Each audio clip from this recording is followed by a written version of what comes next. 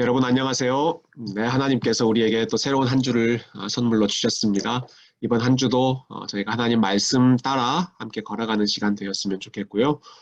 이번 주 셀 모임에서 함께 나눌 또 말씀을 통해서 우리의 마음을 주님께서 은혜로 채워주시기를 소망합니다. 이번 주에는 출애굽기 6장 앞부분 말씀입니다. 1절부터 13절까지 말씀을 함께 나누려고 하는데요. 6장 말씀이 시작하기 전에 어떤 상황에서 이 말씀이 나왔는지를 우리가 다시 이해했으면 좋겠습니다. 바로 앞에 5장 22절, 23절 마지막에 보면 모세가 하나님께 원망하는 장면이 나오죠.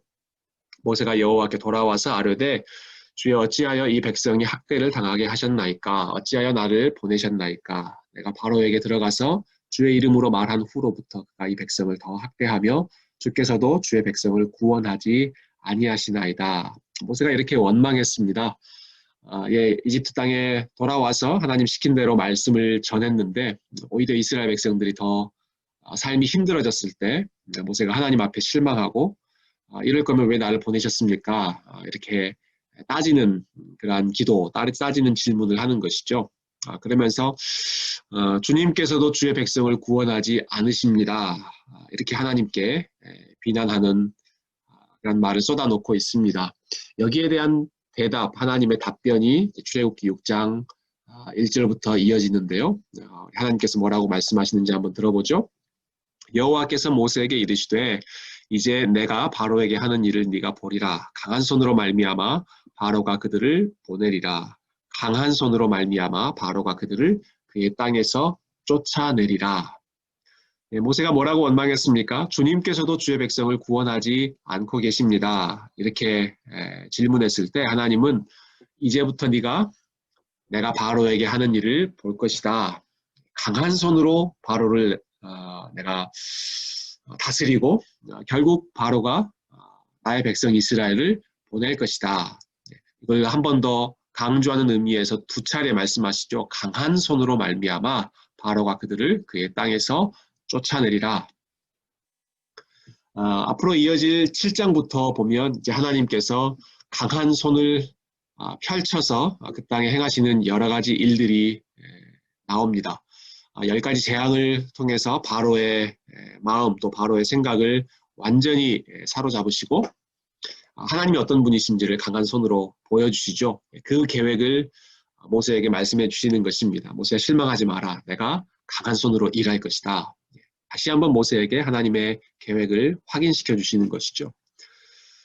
그 이후에 2절부터 8절에도 계속 이제 하나님의 계획을 하나님께서 말씀해 주시는데요. 특별히 2절과 3절 말씀 좀 주목하면 좋겠습니다. 하나님이 모세에게 말씀하여 이르시되 나는 여호와이니라. 앞으로 여호와이니라 라는 말씀을 여러 차례 하시는데요. 3절입니다. 내가 아브라함과 이삭과 야곱에게 전능의 하나님으로 나타났으나 나의 이름을 여호와로는 그들에게 알리지 아니하였다. 여기 보면 하나님께서 두 가지 이름을 말씀하시죠.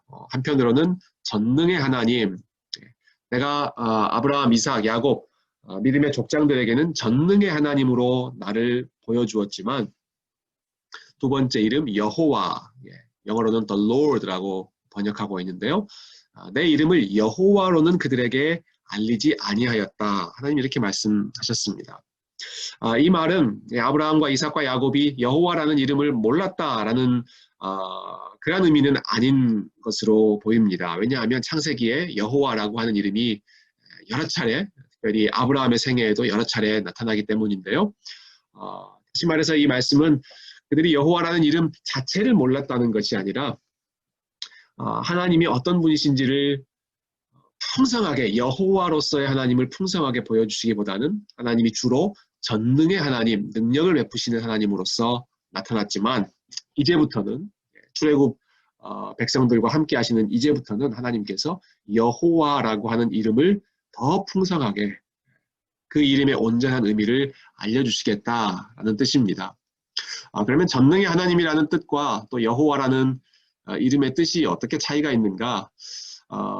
우리가 이것을 가장 잘 알 수 있는 부분이 저는 창세기 1장과 2장이라고 생각합니다. 1장과 2장은 모두 다 하나님께서 세상을 창조하신 창조 기사를 기록하고 있는데요. 흥미로운 부분은 창세기 1장에서 사용되는 하나님의 이름과 창세기 2장에 나오는 이름이 조금 다르다는 것입니다. 1장에 보면 계속 하나님이 태초에 천지를 창조하시고 하나님이 말씀하시고 하나님이 빛을 만드시고 온갖 천지 만물을 만드셨다. 하나님, 히브리어로는 엘로힘이라고 하는 이름이 계속 1장에 쏟아지고 있습니다.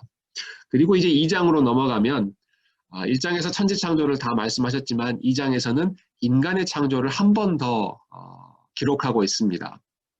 1장 마지막 부분에 분명히 인간을 창조하신 이야기가 나오지만 2장에 인간의 창조를 더 확장시켜서 말씀하고 있죠. 그것은 그만큼 인간이 하나님의 창조의 절정이기 때문에 그러했는데요. 재미있는 것은 2장에서는 주어가 모두 여호와 하나님이 이렇게 하셨다. 여호와 하나님이 아담의 코에 생기를 불어넣으셨다. 계속 주어가 여호와 하나님으로 확장됩니다. 앞에 창세기 1장은 하나님, 엘로힘, 온 천지 만물을 만드신 전능하신 분, 능력이 많으신 분, 그 하나님의 모습을 부각시킨다고 한다면 2장에서 인간의 창조를 기록할 때에는 계속해서 여호와라고 하는 이름을 사용하고 있습니다. 그것은 이 여호와라고 하는 이름은 하나님께서 특별히 인간에게 주목하시고 인간에게 말씀하시고 또 인간과 함께 교제하시는 언약을 맺고 그 언약을 은혜를 베푸시는 그 하나님의 측면, 하나님의 인자하신 성품을 더 잘 드러내고 있는 호칭이 하나님의 이름이 여호와이거든요. 그래서 이 두 가지는 서로 대립되는 그러한 이름이 아니라 전능하신 하나님께서 우리를 기억하시고 우리와 교제하시는 여호와 하나님이시다. 이 두 가지가 서로 보완되는 그런 하나님의 이름이죠. 모세가 지금 그 이야기를 이제 듣는 것입니다. 하나님으로부터. 내가 이전에는 전능의 하나님, 전능하신 하나님으로서의 측면을 주로 보였지만 이제부터는 특별히 고통받는 나의 백성들과 함께 하는 가운데 여호와라고 하는 이름을 너희들에게 풍성하게 알려주고 여호와로서 너희와 함께하겠다. 언약을 맺으시고 언약에 신실하시고 언약대로 지키시는 자기 백성을 기억하시고 그들을 인도하시는 여호와로서의 모습을 강조해 주시는 것이죠. 전능하신 하나님이 여호와이시다라고 하는 것이 우리에게는 참 말할 수 없는 놀라운 축복입니다. 우리와 함께 하시되 전능하신 능력으로 함께 하시는 분이시기 때문에 그렇죠.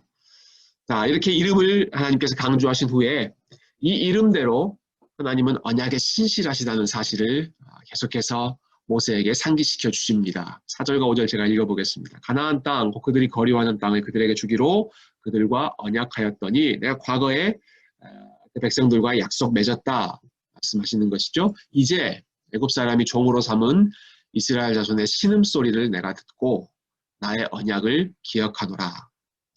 나의 백성들과 맺었던 그 언약 내가 기억하고 반드시 그것을 너희에게 지켜서 이 이집트 땅이 아니라 내가 너희에게 주기로 했던 가나안 땅으로 인도해내겠다. 하나님의 결심과 하나님의 열심을 보여주시는 말씀입니다.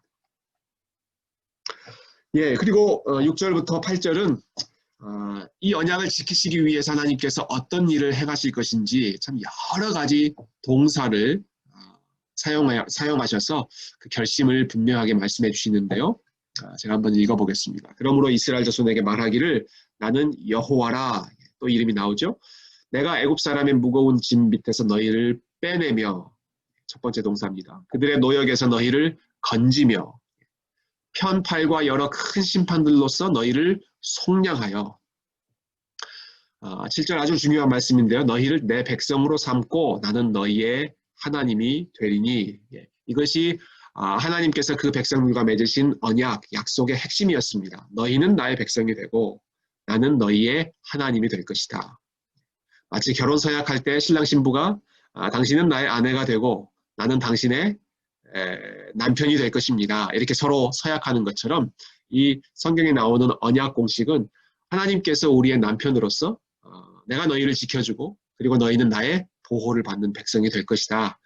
이것을 선포하는 것이 언약인데요.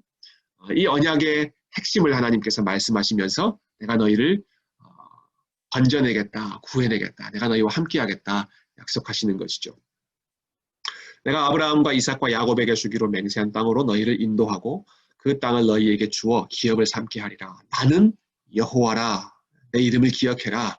여호와라는 이름, 언약의 신실한 하나님이다 말씀하십니다. 예, 수차례 지금 낙심해 있는 모세를 격려하시면서 하나님이 어떤 분이신지를 다시 한번 상기시켜 주시는 것이죠. 이 말씀을 듣고 모세가 이스라엘 백성들에게 전했습니다. 그런데 그 결과가 어떻습니까? 9절 보시면 모세가 이와 같이 이스라엘 자손에게 전하나 그들이 마음의 상함과 가혹한 노역으로 말미암아 모세의 말을 듣지 아니하였더라. 하나님이 이런 분이십니다. 하나님이 우리에게 이러한 계획을 가지고 계십니다. 말씀했지만 그들이 자신들의 상황이 힘들다는 이유 때문에, 삶이 버겁다는 이유 때문에 모세의 말, 모세를 통해 전해주신 하나님의 말씀을 듣지 않았습니다. 그들이 처음부터 이렇게 했던 것은 아닙니다. 처음에는 기쁨으로 받았습니다. 모세가 처음에 이집트에 도착해서 하나님이 우리를 기억하셨습니다 말씀했을 때 모든 장로들과 이스라엘 백성들이 엎드려 경배하며 하나님께 감사드리는 장면이 4장 31절에 나오죠. 그러나 자신의 삶이 쉽게 좋아지지 않는다 라는 이유 때문에, 환경이 어렵다라고 하는 것으로 인하여서 저들의 마음이 오히려 굳어지고 하나님의 말씀에 귀를 기울이지 않는, 오히려 하나님의 말씀을 거부하는 악한 마음으로 굳어져 버렸습니다. 참 안타까운 일이죠. 예수님께서 들려주셨던 씨 뿌리는 자의 비유가 생각났습니다. 여러 가지 밭에 씨가 뿌려지죠.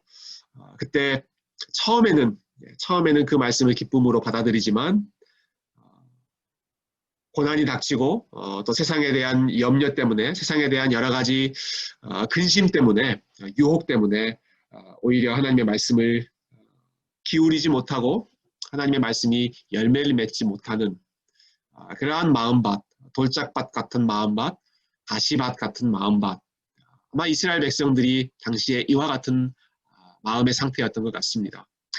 우리가 하나님 앞에 기도해야 할 제목은 우리의 마음이 항상 부드러워지기를, 그리고 우리의 귀가 하나님 앞에 항상 부드러워져서 하나님의 말씀을 듣고 우리의 마음에 아멘으로 받을 수 있는 그러한 겸손한 마음 되기를 저희가 함께 기도하고 또 하나님의 은혜를 구했으면 좋겠는데요. 특별히 여러 가지 상황이 우리의 뜻대로, 우리의 계획대로 잘 진행되지 않고 있는 요즘 같은 상황이야말로 더욱 우리의 마음을 하나님께서 부드럽게 만들어 주시기를 기도해야 할 때라고 생각합니다. 예, 이렇게 또 이스라엘 백성들이 거부했을 때 모세 역시도 모세의 마음이 아주 냉소적으로 됩니다. 10절부터 12절 마지막으로 보죠. 여호와께서 모세에게 말씀하여 이르시되 들어가서 애굽왕 바로에게 말하여 이스라엘 자손을 그 땅에서 내보내게 하라. 바로에게 다시 가서 하나님의 뜻을 전하라는 명령입니다. 근데 모세가 어떻게 대답합니까? 여호와 앞에 아뢰어 이르되 이스라엘 자손도 내 말을 듣지 아니하였거든 바로가 어찌 들으리이까? 나는 입이 둔한 자니이다. 입이 둔하다는 말 오래전에 나왔었죠. 하나님께서 처음 모세를 부르셨을 때 모세가 계속 핑계대면서 했던 말, 나는 입이 둔합니다 라는 것이었습니다. 그래도 하나님께서 내가 너의 입과 함께 하겠다, 그리고 아론을 너와 함께 붙여주겠다 이렇게 약속하지 않으셨습니까? 그런데 모세가 처음 와서 몇 번 이야기했는데 이스라엘 백성도 듣지 않고 바로도 듣지 않고, 그래서 그렇지 않아도 자신이 없었던 모세의 마음이 아주 바닥까지 내려가서 위축되어 있는 상태를 저희가 12절을 통해서 확인할 수 있습니다. 모세는 계속 이렇게 자신의 부족함을 생각하며 하나님 앞에 원망도 하고 한탄도 하고 하소연하며 나는 자격이 없습니다. 자신 없는 모습을 보이죠. 역시 이스라엘 백성들도 하나님께서 말씀하실 때 그 말씀에 순종하지 못하고 즉각적인 어떤 상황이 좋아지지 않는다는 이유 때문에 오히려 그 마음이 상하고 완악해졌던 것을 저희가 보게 됩니다. 그러나 이렇게 사람들의 마음은 계속 완악했고 또 모세 역시도 계속 자신 없는 모습을 보이지만 우리가 오늘 기억하고 싶은 것은 하나님은 여호와이시다라고 하는 것을 기억했으면 좋겠습니다.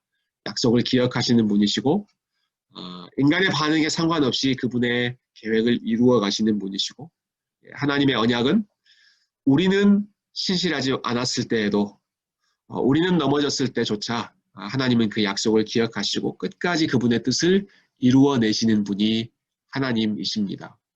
우리가 그 하나님의 인도하심을 계속해서 출애굽기 이어지는 내용으로 함께 살펴보겠지만 우리가 이 말씀 6장 앞부분에 있는 말씀을 통해서 우리의 마음을 다시 한번 점검해 봤으면 좋겠고요. 혹시 나의 마음이 상한 부분이 있는가? 나의 마음이 상황의 어려움으로 인하여서 하나님께 집중하지 못하는 그러한 부분들이 혹시 있지는 않는지,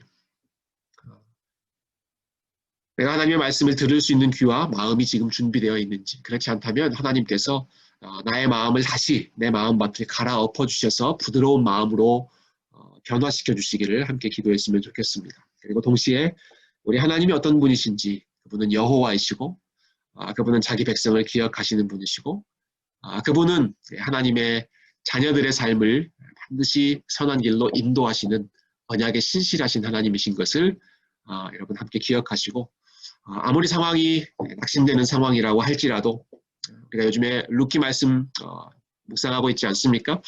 나오미처럼 룻처럼 참 절망적인 상황이라고 할지라도 하나님의 선하심을 기억하며 그분의 은혜에 우리의 삶을 맡기는 그런 믿음을 훈련하는 저와 여러분 우리 세교회 성도님들이 되시기를 함께 기도하며 축복합니다. 예, 여러분의 삶 가운데 하나님의 은혜가 더 넘치기를 계속해서 기도하겠습니다. 감사합니다.